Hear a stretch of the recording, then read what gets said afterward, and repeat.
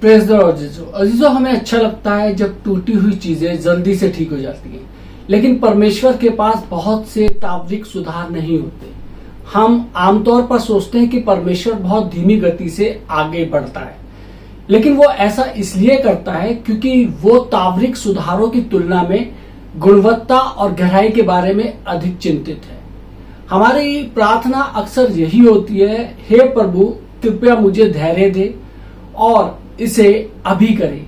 Bible कहती है, यदि हम देखें याकूब की पत्री 1 बाब उसकी 4 आयत में वचन में लिखा है, पर धीरज को अपना काम पूरा करने दो कि तुम पूरे और सिद्ध हो जाओ और तुम में किसी बात की घटी ना रहे। मेरे जो परमेश्वर के मन में एक आंतरिक लक्ष्य है और वह हमें अपने लक्ष्य तक पहुंचने के लिए कुछ भी आवश्यक करने और हमें कितना भी समय लगे लगाने को तैयार है। एक मशरूम यानी कि कुकुरमुत्ता रात भर में विकसित हो सकता है, लेकिन एक बड़े बांज वृक्ष को लंबा समय लगता है। प्रश्न ये है कि हम क्या बनना चाहते हैं, मशरूम या धार्मिकता का एक विशाल वृक्ष जो अच्छे फल देने और कभी भी बंद नहीं करता है। मेरा जो वचन कहता है, यिर्मयाह नबी की पुस्तक 17 बाब और उसकी 8वीं आयत में वचन कहता है, वह उस वृक्ष के समान होगा जो नदी के किनारे लगाया गया हो और उसकी जड़ जल के पास फैली हो। जब धूप होगी तब उसको ना लगेगी, उसके पत्ते हरे रहेंगे और सूखे वर्षों में भी उसके विषय में कुछ चिंता ना होगी, क्योंकि वह तब भी फलता रहेगा। मेरे अजीजों, हमारे प्रभु यीशु मसीह ने 30 साल यानी कि 3.5 साल की सेवकाई की, 33.5 साल की उम्र में उनको क्रूसिफाइड किया गया। यानी कि उस 3.5 साल की तैयारी में 30 वर्ष बिताए, लेकिन उन 3.5 वर्षों की शक्ति हमेशा हमेशा के लिए बनी रहेगी। यूसुफ ने मिस्र के प्रधानमंत्री के रूप में अपनी भूमिका के लिए 13 साल की तैयारी की और फिर परमेश्वर ने अकाल के दौरान कई लोगों को भूखमरी से बचाने के लिए उसका उपयोग किया। हीरे पृथ्वी पर सबसे मूल्यवान रत्नों में से एक है और वह पृथ्वी की गहराई में दबे होने के कारण अत्यधिक दबाव के तहत उच्च तापमान पर बहुत धीरे धीरे बनते हैं। जियोड ऐसी चट्टान है जिसका भारी भाग बदसूरत होता है, लेकिन वो अंदर से सुंदर होती है क्योंकि आंतरिक परत विभिन्न रंगों के क्रिस्टल से लेपित होती है। मेरे अजीजों, हम अपने बारे में सोचते समय हीरे और जियोड के उदाहरण का उपयोग कर सकते हैं। जैसे ही हम परमेश्वर के साथ चंगाई और पूर्णता की ओर अपनी यात्रा शुरू करते हैं, हमारा व्यवहार काफी अनाकर्षण हो सकता है, लेकिन हमारे अंदर अर्थात हमारी आत्मा में, जहां पवित्र आत्मा रहता है, महान सुंदरता और अच्छाई की क्षमता मौजूद है। हमें परिवर्तन प्रतिक्रिया से गुजरने में समय लगता है ताकि परमेश्वर ने हमारे अंदर जो कार्य किया है वो हमारे बाहरी जीवन में प्रकट हो और बाहरी आवरण को तोड़ने की यात्रा में हमें गर्मी और दबाव का अनुभव होगा ताकि जो अंदर है उसे बाहर निकाला जा सके। लेकिन जब काम पूरा हो जाता है तो हम परमेश्वर द्वारा हम में किए गए शानदार बदलाव से आश्चर्यचकित हो सकते हैं। विलियम शेक्सपियर द्वारा रचित ओथेलो का ये उदाहरण उस बात को अच्छी तरीके से प्रस्तुत करता है जो मैं यहाँ कह रहा हूँ। विलियम शेक्सपियर कहते हैं, वो कितने गरीब हैं जिनमें धैर्य नहीं है। ऐसा कौन सा घाव है जो धीरे धीरे के अलावा कभी ठीक हुआ हो। मेरे अजीजों, हमारे घाव धीरे धीरे ठीक होते हैं। घाव की उचित देखभाल के लिए सही काम करने में समय और दृढ़ता लगती है। यदि किसी को घाव हो गया है और वो डॉक्टर के पास जाता है तो डॉक्टर घाव को साफ रखने के लिए, दिन में 2 बार मरहम लगाने के लिए, उस पर पट्टी बांधे रहने के लिए हमारे को निर्देश के साथ साथ एक औषधि युक्त मरहम भी लिख सकता है। इसके अलावा मरहम के नुस्खों में जरूरत पड़ने पर दोबारा लेने की पेशकश भी की गई होती है। मेरे अजीजों, हम ये उम्मीद नहीं करते कि हम पर आकर एक बार मलहम लगाए और पूरी तरीके से ठीक हो जाए। हम जानते हैं कि ये एक प्रक्रिया होगी और हमें धीरजवंत होने की आवश्यकता होगी। भावनात्मक घाव के साथ भी वही सिद्धांत है जो शारीरिक घाव के साथ होता है। हमें धैर्य रखना होगा और काम करते रहना चाहिए जो परमेश्वर हमें करने के लिए कहता है, और धीरे धीरे हमारे घाव ठीक हो जाएंगे। धैर्य का आभास कड़वा हो सकता है, लेकिन इसका फल मीठा होता है। मेरे अजीजों, हम में से अधिकांश लोग बिना किसी दर्द का जीवन पसंद करेंगे, लेकिन जब ये विकल्प चुनने की बात आती है कि परमेश्वर हमारे घाव को ठीक कर दे या हम जैसे हैं वैसा ही रहें, तो हमें अपना दर्द चुनना होगा। क्या आप प्रगति का अस्थायी दर्द चाहते हैं या वही बने रहने का अनंत दर्द चाहते हैं? एक प्रश्न है मेरे अजीजों।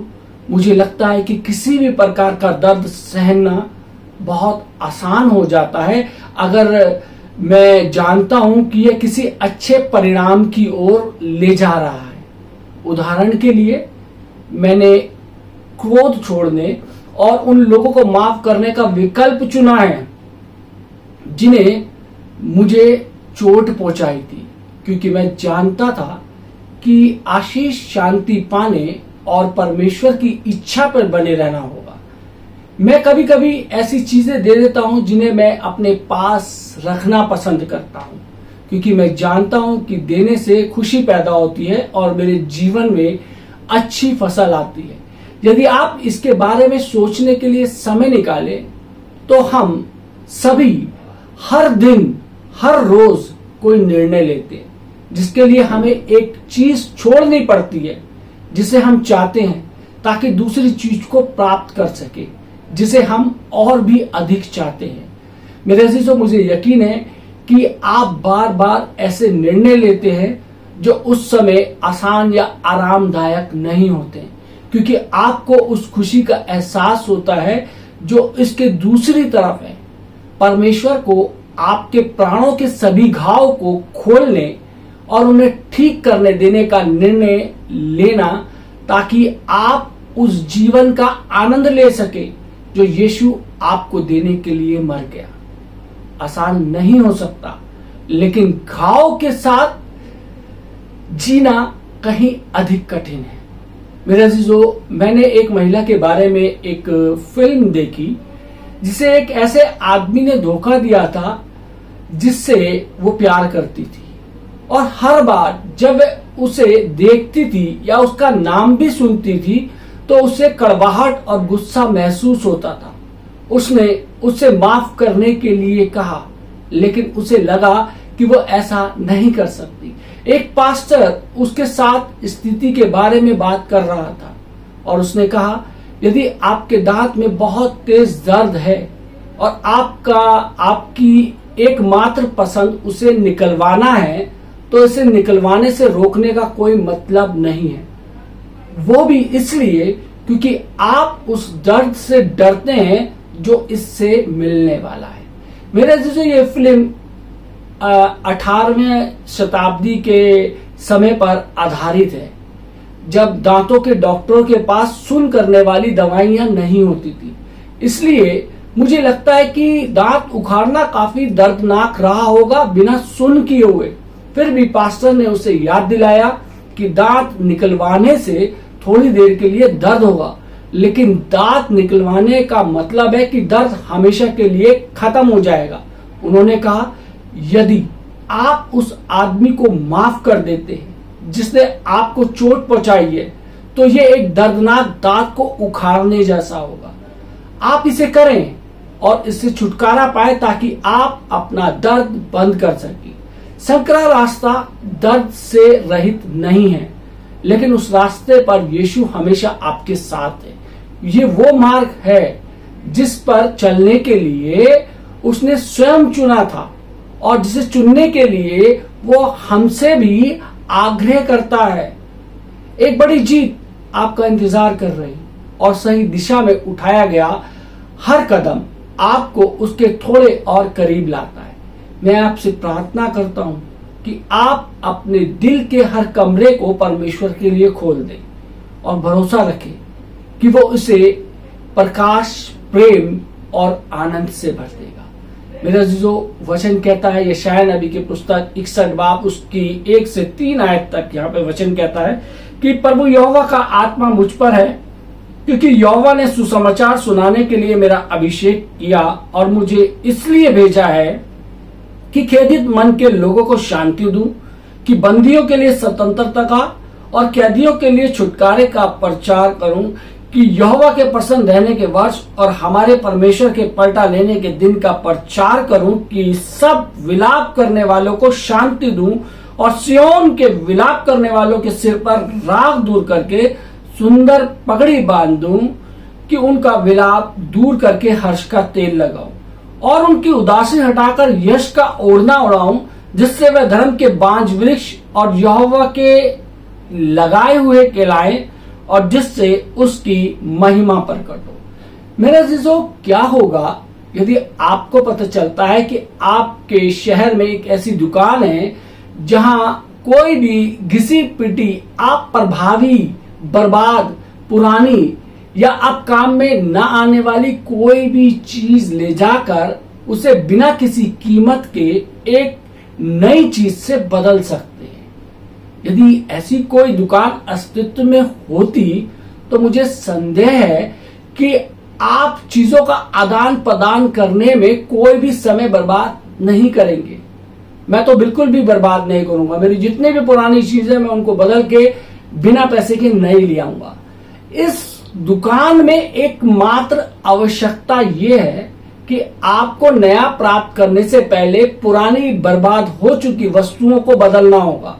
मेरे अजीजों, यीशु हमें आदान प्रदान वाला जीवन जीने के लिए आमंत्रित करता है। किसी भी दिन हम बुरे रवैये से, अपने पापों को क्षमा से और अपनी असफलताओं को दया से, निराशाओं को आशा से और हजारों अन्य चीजों से बदल सकते हैं, लेकिन हमें तब तक नया नहीं मिलता जब तक हम पुराना नहीं देते।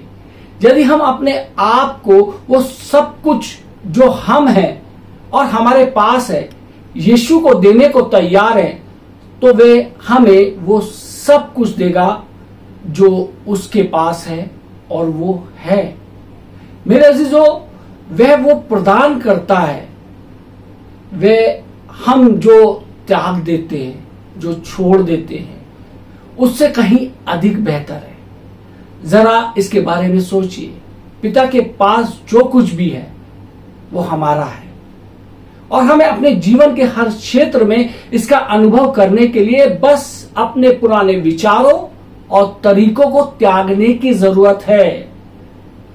हम पुरानी बातों को छोड़ने में इतने अनिच्छुक होते हैं कि हमें पता ही नहीं होता कि हम क्यों इतने अनिच्छुक हैं। उन बातों को छोड़ना क्यों इतना मुश्किल हो जाता है जो हमें तरपाती हैं, परेशान करती हैं, विचलित करती है।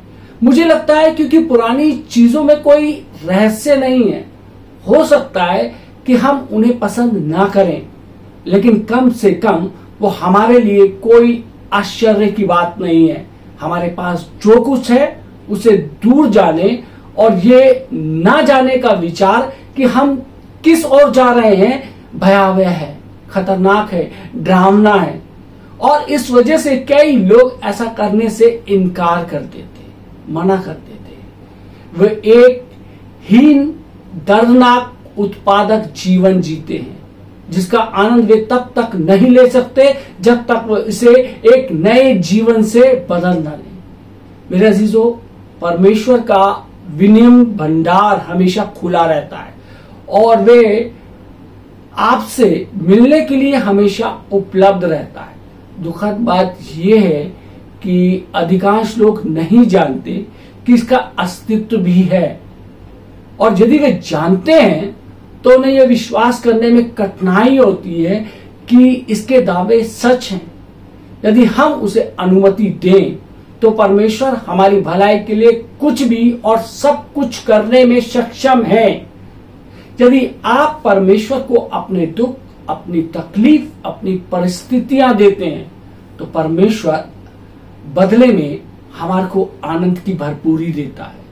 परमेश्वर हमारी तमाम वो बुरी चीजें जो हमें परेशान करती हैं लेने के लिए इच्छुक है और नई आशा, नई उम्मीद आपको देने के लिए तैयार है।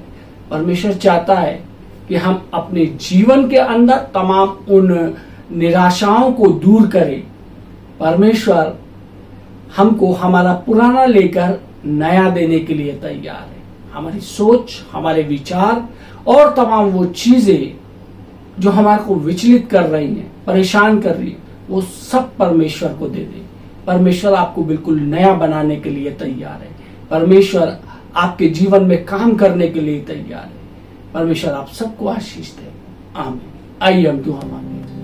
धन्यवाद देते हैं हमारे सामर्थ्य पिता परमेश्वर आज के सुंदर वचन के लिए, जिसमें हमने सीखा कि परमेश्वर प्रभु यीशु मसीह आप हमारे जीवन की तमाम उन बुराइयों को, तमाम उन चीजों को जो हमारे को विचलित करती हैं, परेशान करती है, निराश करती है, हताश करती हैं, लेने के लिए तैयार है। उसके बदले में आप हमारे को परमेश्वर अपनी आशा, अपना इत्मीनान, अपना प्रेम हमारे जीवनों में देने के लिए तैयार है। प्रभु जी आज आपसे विनती करते हैं कि खुदाऊं, जितने लोग अपनी निराशाओं के अंदर अपने जीवन को जी रहे हैं, दुख के बोझ के साथ अपने जीवन को जी रहे हैं, परमेश्वर आए प्रभु जी मैं विनती करता हूँ आपसे परमेश्वर, आप उनके दुखों के लेकर परमेश्वर आप उनको आनंद प्रदान कीजिए। उनकी तमाम निराशाओं को लेकर परमेश्वर आप उनको आशा प्रदान कीजिए प्रभु जी। और यदि जीवन में किसी चीज की कमी है उनके परमेश्वर प्रभु यीशु मसीह आप उनकी तमाम परेशानियों को दूर कीजिए। जितने लोगों ने परमेश्वर दिया आज का वचन सुना है परमेश्वर, यदि जीवन में कुछ ऐसी चीजें हैं जो पुरानी हैं और परेशान कर रही है प्रभु जी, वो आज आपको सब देना चाहते हैं प्रभु जी। आप उनको एक नया मन, एक नया हृदय दीजिए परमेश्वर, ताकि वो परमेश्वर आपके साथ सहभागिता कर सके, आपके साथ आगे बढ़ने वाले हो सके। जितने लोगों ने खुदा प्रभु यीशु मसीह आज का ये वचन सुना है, ये वचन उनके जीवन के लिए लाभदायक यीशु मसीह के नाम से मांगते हैं, आमीन।